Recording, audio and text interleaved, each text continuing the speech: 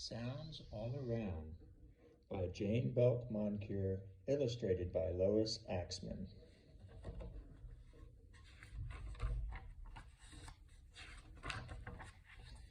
Ears are for hearing sounds all around. High sounds like the alarm clock's ding-a-ding, the toaster's ping, and the telephone's ring-a-ling, or baby robin's beep-beep.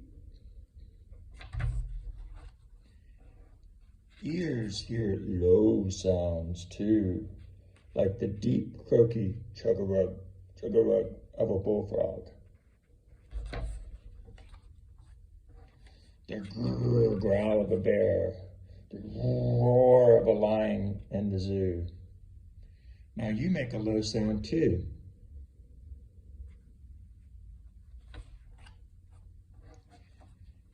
Ears are for hearing very fast sounds, like the pop, pop, pop, pop, pop, pop, pop of popcorn popping, the splish, splash, blop, blop, blop of raindrops dropping. Ears are for hearing slow sounds, like the rock-a-bye rock of someone singing a baby to sleep, or the clump bump up the steps of someone who doesn't want to get to bed. Ears are for hearing loud crowd sounds, like a parade marching by, or fireworks exploding on the 4th of July. Ears hear soft sounds too, sounds as soft as a whisper, as soft as a tiptoe, as soft as snow. Some sounds are happy sounds, like the giggles and chuckles on a merry-go-round, or jolly laughing crowds doing tricks at the circus.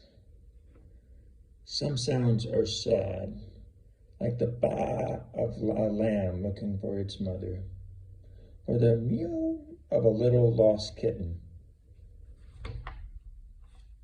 Some sounds are scary, like the boos, eeks, and shrieks on Halloween night.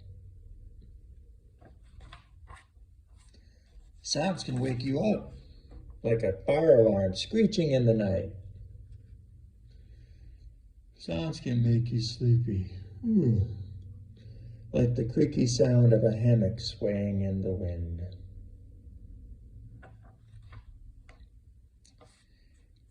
Ears tell you many things, even before your eyes do. Listen to the tiny yelping cry under a blanket, and you know your birthday surprise is a puppy. Ears are like your very own telephone, catching sounds from all around. The end.